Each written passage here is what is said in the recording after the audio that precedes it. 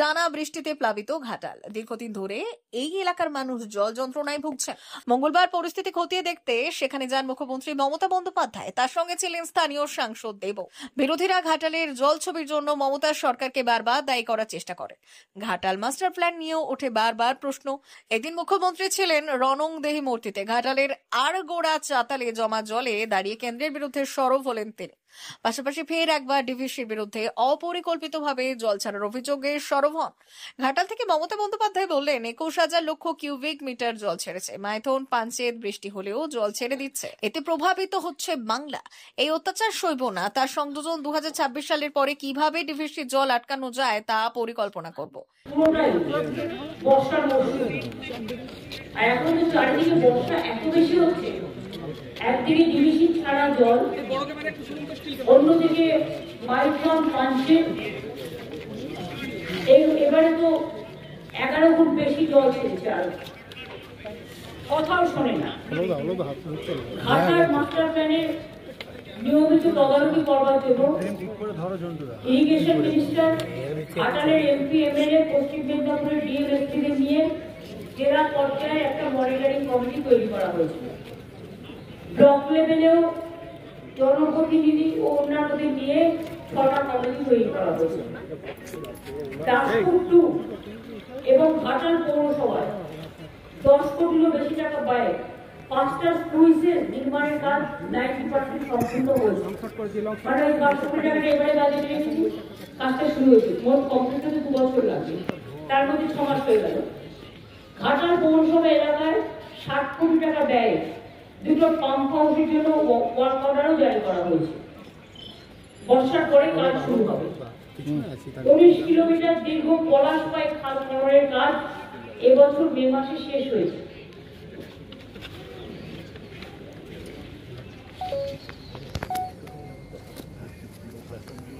Old Kosi, সোনাতপা খাল এবং পুরানো সোনাতপা খাল সহ মোট 25 কিলোমিটার নদী ড্রেজিংয়ের জন্য অর্ডার দেওয়া হয়েছে। অন্যান্য নদী ও ড্রেজিং ও টেন্ডার প্রক্রিয়া সম্পূর্ণ হয়েছে চূড়ান্ত পর্যায়ে। ঘাটাল পুরসভা এলাকায় শিলাবতী নদীর বাম পাড়ে 3.5 কিলোমিটার দীর্ঘ গার্ডওয়াল নির্মাণের জন্য পরিমিত যে জমির পরিমাণ, সেটাকে যতটা জমি কমানো যায় আমরা দেখবো। আর চেষ্টা করবো যে মানুষকে উচ্ছেদ না করে যদি কোন রকম অ্যাভয়েড করে অল্টারনেটিভ কোনো রুট বাঁচা যায়, সেই জন্য স্যাম্পল সার্ভে শুরু হয়েছে। 84টি নতুন কাজ, যেমন স্লুইস, সেতু এবং ড্রেজিং সহ অন্যান্য কাজের জন্য মাটি পরীক্ষা, জরিপ এবং নকশারও কাজ চলছে। এগুলো 2025 সালের নভেম্বর মধ্যে চেষ্টা করছি। মানে বর্ষাটা না কমলে তো সার্ভেগুলো হয় না, সুতরাং সেই জন্য আমরা এটা অপেক্ষা করছি। এছাড়া একটা কথা আমি বলি যেটা হচ্ছে অনেক কৃষকের জমি বিভিন্ন জায়গায় বন্যায় ডুবে গেছে, আলু চাষি, পাট চাষি, কিন্তু আমাদের পশ্চিমবঙ্গ সরকারের একটা ক্রপ ইন্স্যুরেন্স স্কিম আছে, যেটা প্রতি বছর যাদের জমি ডুবে যায়, কৃষকদের জমি বলুন, ধান বলুন, পাট বলুন, আলু বলুন, তাদের সবাইকে আমরা ইন্স্যুরেন্সের টাকা দিই। এবং সেই ইন্স্যুরেন্সের টাকা কিন্তু যারটা ডুবে যায় তাকে দিতে হয়, আগে তাদের দিতে হতো। এখন এই টাকাটা পুরো শস্য বীমার টাকাটা আমাদের রাজ্য সরকার বহন করে। পরে একটু জল কমে গেলেই যে মাঠে জল জমে আছে বা ধান শস্য নষ্ট হয়েছে বা আলু বলুন, পাট বলুন, পাটও ইনক্লুড করা হয়েছে, সেখানে এগ্রিকালচার ডিপার্টমেন্ট তারা সার্ভে করে ইতিমধ্যে দেওয়া শুরু হয়েছে অনেক জায়গায়, যেখানে সম্ভব।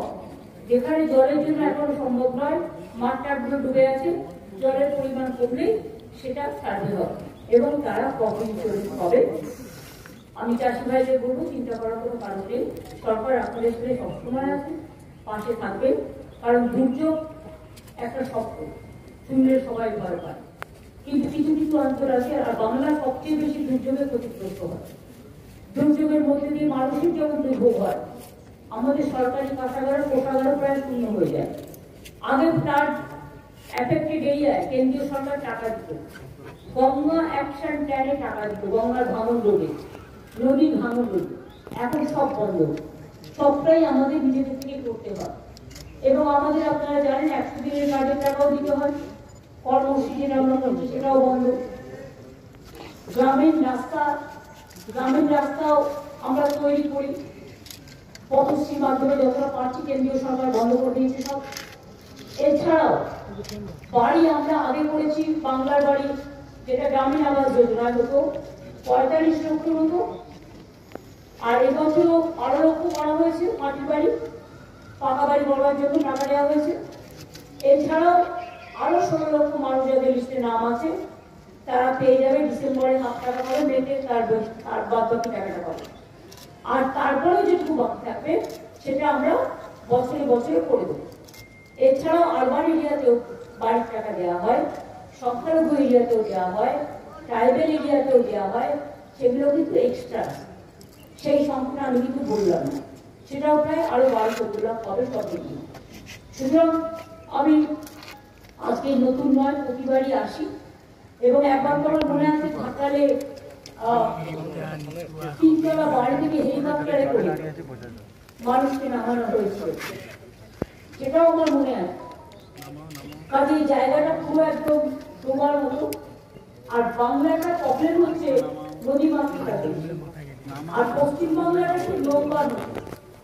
নেপালে বৃষ্টি হলে বাংলায় জল চলে যায়, ভুটানে বৃষ্টি হলে উত্তরবঙ্গ ডুবে যায়, নেপালে বৃষ্টি হলে উত্তরবঙ্গ ডুবে যায়, ডিবিসি জল ছেড়ে দিলে, মাইথন জল ছেড়ে দিলে, পাঞ্চের জল ছেড়ে দিলে অন্যান্য নদী হয়ে সেই জলগুলোকে দক্ষিণবঙ্গ ডুবে যায়। এতে মানুষের যেমন ক্ষতি হয়, আমাদেরও রাজস্ব থেকে প্রচুর পরিমাণ টাকা খরচ হয় এর জন্য। কিন্তু আমরা মনে করি মানুষ এর জন্য কিন্তু প্ল্যান করে আমাদের সরকারের আমলে আমরা প্রায় 5 লক্ষ পুকুর কেটেছি, 500 চেকড্যাম তৈরি করেছি, তাতেও কিন্তু জল অনেকটা পড়ছে। কাজেই এখনো 2 মাস বাকি আছে। আর এবারে ডিবিসি যে জল ছেড়েছে এটা সব রেকর্ড ছাপিয়ে গেছে। টোটালটা কত যেন মনে হচ্ছে? কোথায় জায়গা তুই যেভাবে চাপছিস না আমাকে? 51,000 লক্ষ কিউবিক মিটার জল ছেড়েছে। কেন ইমাজিন? মানে ঝাড়খণ্ড যেন না ডোবে, বাংলা যেন ডোবে। তো তোমরা ড্রেজিং করছো না কেন? ওখানে ড্রেজিং করলে প্রায় 10,000 কিউবিক মেট্রিক টন জল ধরতে পারে, কিন্তু ওরা 20 বছর ধরে ড্রেজিং করেনি। মাইথন পাঞ্চে বর্ষা হলে জল ছেড়ে দিচ্ছে বাংলায়। তো বাংলার কতটা সইবে এই অত্যাচার? আমরা সইব না। আগামী দিন আমি 2026-এর নির্বাচনের পরে এই ডিবিসির জল আমাদের এখানে ছাড়লেই কি করে ডিবিসির জলটাকে আটকানো যায় তার প্ল্যানিং আমরা করব। এতে টাকা লাগবে, বাট আমাদেরও দরকার একটা ড্যাম করতে হবে। ওইদিকে জল ছাড়লে আমরা আমাদের ড্যামে দিয়ে আমরা অন্যদিকে পাস করবো। কারণ যতক্ষণ একটা কথা আছে, তোমার কিছু না থাকলে মা দুধ দেয় না। বলতে বলতে বলতে বলতে যখন বেড়া করে গেছি তখন এবার অ্যাকশন নিতে হবে। Reaction we have to wait for that. আমরা উইল প্ল্যান ফর নেক্সট, এটাই আমাদের গেম প্ল্যান। আর আশা করলে টাকা পায় দিয়েছে, দিয়েছে। বাংলা তো বঞ্চিত না, বাংলা হচ্ছে সব সন্তান। বাংলার সাথে সবসময় বিভক্তি ছিল আচরণ। দেখছেন তো, আমি সাথে বিদ্যাসাগরের বাড়ি ওখান দিয়ে এলাম, যিনি বাংলা ভাষার উৎপত্তি স্থল থেকে নারী শিক্ষা, মহিলা বিবাহ সবকিছুই করেছিলেন। বাল্য বিবাহ রোধ, রাধা রামমোহন রায়ের সতীদাহ সংস্কার, রবীন্দ্রনাথ ঠাকুরের জাতীয় সঙ্গীত, বঙ্কিমচন্দ্রের বন্দে মাতরম, নেতাজি সুভাষচন্দ্র বোসের জয় হিন্দ স্লোগান, মাতঙ্গিনী হাজরার পিঠাবনি ব্রিজ, আগে যখন ইউনাইটেড মিদনাপুর ছিল, তাম্রলিপ্ত সরকার, ভারতবর্ষে যখন 3টি স্বাধীন সরকার গঠিত হয়েছিল দেশ স্বাধীনের আগে, একটা ছিল বালিয়া, আর একটা ছিল সাতারা, আর একটা ছিল এই তাম্রলিপ্ত সরকার। সব ভুলে গেছে। এখন বলছে বাংলা ভাষায় যদি কোনো অস্তিত্ব নাই, বাংলা বলে কোনো ভাষা নেই। আবার বলছে টুইট করে আমি কেন বলেছি তাই আমাকে ন্যাশনাল সিকিউরিটি অ্যাক্টে অ্যারেস্ট করা উচিত। আমি যা ইচ্ছে করে যা, আমি বলবই। আর একটা কথা হচ্ছে এসআরের নামে, স্পেশাল ডিভিশনের নামে এনআরসি করার একটা প্ল্যান চলছে। সবাই কিন্তু যা ভোটার লিস্টে নাম আছে আবার নতুন করে হবে। এমন কেউ যেন বাকি না থাকেন যে ভোটার লিস্টে নাম তুলবেন না, প্রত্যেকে নাম তুলবেন। আর যেখানে দেখবেন নাম বাদ দেওয়া হচ্ছে সেখানে কি করে নাম তোলাতে হয় আপনারা যাবেন, গড়বড় করবেন। আমরা সম্পূর্ণভাবে আপনাদের সাথ দেব। মানুষের নাম বাদ দিয়ে তাদের বাংলাদেশ পাঠিয়ে দেওয়া আর ইন্ডিয়ার লোকেদের বাংলাদেশি বলা, যারা ভারতবর্ষে সেটেল হয়েছে, যাদের এপিক কার্ড কে করেছিল ইলেকশন কমিশন, তারা আজকে কেন হবে না? কত হাজার হাজার কোটি টাকা দিয়ে করেছো? আধার কার্ড কে করেছিল? ও government of India crore crore টাকা কি জলে ফেলে দেবে? সেই টাকাগুলো দিয়ে তো জল বন্ধ কি করে হয়, বন্যা, সেটার জন্য কাজ করা উচিত। রেশন কার্ড হবে না, আধার কার্ড হবে না, এপিক কার্ড হবে না, তো কি হবে? 50 বছর আগে তার মা বাবা মরে গেছে, তার বার্থ সার্টিফিকেট কেন? ও তোমাদের বার্থ সার্টিফিকেট আছে তো? এটা পুরো একটা প্ল্যান্টেড গেম। এবং প্ল্যানটা তৈরি করেছে double engine Sarkar, government of India, election কমিশনকে সাথে রেখে। আমরা এটা মানবো না, আমরা এটা সইব না, আমরা এটা মানছি না। সবাইকে আমি বলবো জয় বাংলা বলে, মা ভই বলে ভোটার লিস্টে সবাই নাম তুলবে। আমার নামে কার্ডে আছে, এই ভুলটা করবেন না। কারণ নতুন করে হচ্ছে, এটা একটা প্ল্যান মানুষকে বিতাড়িত করা। আসামে 7 লক্ষ হিন্দুদের নামও বাদ দিয়েছিল। হিন্দু, মুসলিম, মতুয়া, রাজবংশী, দলিত, আদিবাসী, মহিলা কাউকেই বাদ দেওয়া হচ্ছে না। সুতরাং এই দিকেও আপনারা নজর রাখবেন, আমরা তো নজর রাখছি। আমি কটার কথা বলে গেলাম কারণ সাংবাদিকদের সাথে এর আগে আমার যেহেতু মিট করার সুযোগ হয়নি, আজকে আমি নেতৃত্বে ফিরে যাবো আর কালকে আমি ওখান থেকে ঝাড়গ্রাম যাবো। সোনার অলংকার মানে আভিজাত্যের অহংকার, চির বিশ্বস্ত, চির নতুন। বেলদার নবতম Tanushree hallmark jewellery house, Belda main road, Punjab ব্যাংকের বিপরীতে, যা আপনাদের সেবায় নিয়োজিত। আপনি এখানে পাবেন 100% সোনা, রূপো ও ডায়মন্ড জুয়েলারির আধুনিক নিত্য নতুন ডিজাইনের সমস্ত গহনা। সব পছন্দের সেরা কালেকশনের গহনা পাওয়া যায়। Tanushree hallmark jewellery house, Belda main road, Punjab ব্যাংকের বিপরীতে। যোগাযোগ 9999339860 অথবা 9999349860। বিশেষ দ্রষ্টব্য, আমাদের এখানে গহনার মজুরিতে 10% ছাড় দেওয়া হয় এবং পুরনো হলমার্ক সোনার পরিবর্তে নতুন গহনা কেনার সময় কোনো খাত বাদ দেওয়া হয় না। Tanushree hallmark jewellery house, Belda main road, Punjab ব্যাংকের বিপরীতে।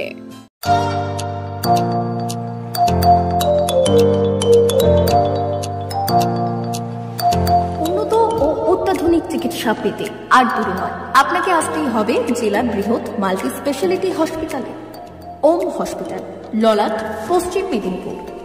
এখানে পাবেন 24x7 এমার্জেন্সি সার্ভিস। এখানে চিকিৎসার ক্ষেত্রে সমস্ত রকম অত্যাধুনিক পরিষেবা পাবেন। এখন থেকে আর বাইরে যাওয়া নয়, একেবারেই কাছে সমস্ত চিকিৎসা পরিষেবা পেতে চলে আসুন ওম হাসপাতাল। রোগী ভর্তি, অপারেশন, আউটডোরে রোগী দেখানোর সুব্যবস্থা। এখানে ICCD, HDD, dialysis unit, burn ইউনিটের পরিষেবা পেয়ে যাবেন। এছাড়াও general surgery, gastro surgery, onco surgery, orthopaedic, spine surgery প্রভৃতির ব্যবস্থা পেয়ে যাবেন। কলকাতা, কটক, ভুবনেশ্বর এলাকার প্রখ্যাত চিকিৎসক ও সার্জেনরা এখানে রোগী দেখছেন। রোগীদের সুবিধার্থে 24 ঘন্টা চিকিৎসা পরিষেবার পাশাপাশি থাকছে 24 ঘন্টা অ্যাম্বুলেন্স পরিষেবা। উন্নত মানের যন্ত্র দিয়ে আল্ট্রাসোনোগ্রাফি, এক্স-রে ও রক্ত পরীক্ষার ব্যবস্থা রয়েছে। একই ছাদের তলায় সমস্ত রকম পরিষেবা পেতে চলে আসুন ওম হাসপাতালে। একটি বেসরকারি উন্নত মানের হাসপাতাল। প্রতিদিন থাকছেন অভিজ্ঞ চিকিৎসকেরা।